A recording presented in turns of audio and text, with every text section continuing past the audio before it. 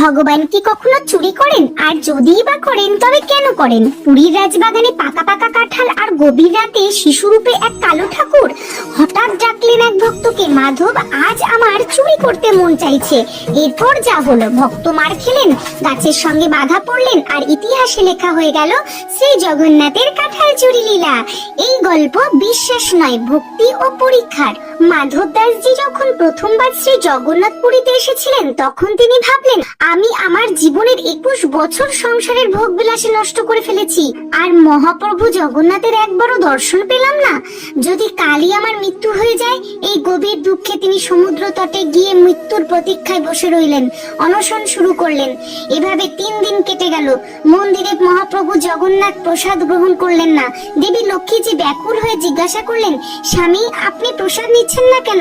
আপনি না খেলে মহাপ্রসাদ হবে কিভাবে? জগন্নাথজি বললেন, আমার এক পরম ভক্ত মাধব দাস 3 দিন ধরে কিছু খায়নি, সে না খেলে আমি কি করে খেতে পারি?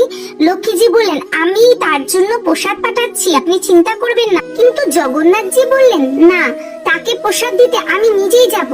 তিনি নিজের সোনার থালায় মহাপ্রসাদ নিয়ে ছোট্ট বালকের বেশে জগন্নাথ দাসের সামনে হাজির হলেন।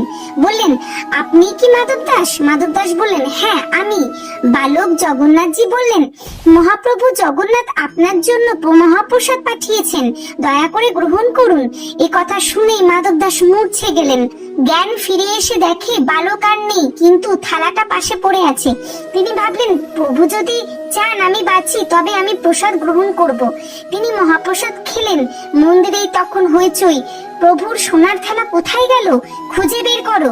সেই রাতেই জগন্নাথজি গজপতি রাজাকে স্বপ্নে বললেন, আমার ভক্ত মাধব দাসকে প্রসাদ দিতে আমি নিজেই থালা নিয়ে গিয়েছিলাম। রাজা তৎক্ষণাৎ পুরোহিতদের নিয়ে সমুদ্র তটে গেলেন, দেখলেন মাধব দাস হাসছেন আর থালাটি পাশেই। রাজা বললেন, গুরুদেব চলুন, প্রভুর দর্শন করতে চলুন। কয়েক বছর পর একদিন জগন্নাথজির মনে হলো, অনেকদিন তো চুরি করা হলো না, আজ চুরি করতে যাব। কিন্তু একা গেলে আনন্দ আসে না। দাও দাদাকে বললে তো বকা ঝকা করে সারা পুরীকে জানিয়ে ব্যবস্থা করে দেবে, তাহলে চুরির মজা কোথায়? ঠিক তখনই মাধব দাস এলেন। তিনি জিজ্ঞাসা করলেন, প্রভু আপনি আজ এত মন মরা কেন? জগন্নাথজি হেসে বললেন, আজ আমার চুরি করতে ইচ্ছা করছে। পুরীর রাজার বাগানে সুন্দর সুন্দর কাঁঠাল হয়, সে আমার জন্য পাঠায় না, তাই আমি চুরি করে আনবো। মাধব দাস বললেন, রাজাকে বললে সে নিজেই কাঁঠাল তোমার জন্য পাঠিয়ে দেবে। প্রভু বললেন, না, চুরি করা কাঁঠালের স্বাদ দ্বিগুণ। প্রভু বললেন, যেই কাঁঠাল গাছটা সামনে। মাধব দাস জোরে বলে ফেললেন, কোন গাছে উঠবো? মালি ডান্ডা নিয়ে উঠলো, আমি দেখাচ্ছি, আসো। প্রভু বললেন, আরে ধীরে বলো, শব্দ করো না। কিন্তু ততক্ষণে দেরি হয়ে গেছে। কিছুক্ষণ পর মালি চলে গেলে আবার পরিকল্পনা। প্রভু বললেন, তুমি উপরে ওঠো, আমি নিচে ধরে নেব। মাধব দাস বললেন, আপনি তো ছোট, ভারী শরীর, পড়ে গেলে কি হবে? তিনি নিজেই গাছে উঠলেন। ওপরে উঠে আবার চিৎকার, কোনটা দেব, এইটা না ওইটা? প্রভু রেগে বললেন, তুই দাঁড়া, আমি চললাম। তিনি দৌড়ে পালিয়ে গেলেন। মাধব দাস কাঁঠাল ফেলতেই দাম শব্দ। মালি আবার এলো। মাধব দাস নামতেই তাকে বেঁধে মারলো। সকাল হলে দেখবো।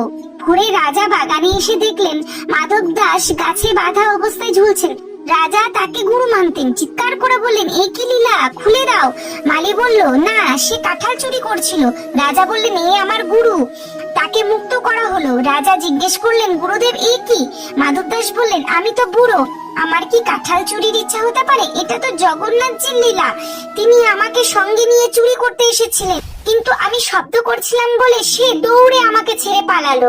রাজা আবেগে কেঁদে ফেললেন, আমি কত ভাগ্যবান, মহাপ্রভু আমার বাগানে চুরি করতে এসেছিলেন। সেই দিনই রাজা পুরো কাঁঠাল বাগানটি মহাপ্রভু জগন্নাথের নামে উৎসর্গ করে দিলেন। পরে সমুদ্র প্রণাম করতে গিয়ে মাধব দাস দূর থেকে দেখলেন জগন্নাথ হেঁটে আসছেন। বেশ, কাল রাতে তো পালিয়ে গেলেন। প্রভু হেসে বললেন, আমি পালাইনি, তুমি চিৎকার করছিলে কেন? মাধব দাস বললেন, আপনার মন তো পূর্ণ হলো না, চুরিও তো হলো না। প্রভু হেসে বললেন, মাধব, মন তো মনের মধ্যেই রয়ে গেল, চুরি হলো না। তুমি নিজেই দেখে নিও কখন আবার চুরি করতে চলে যাব।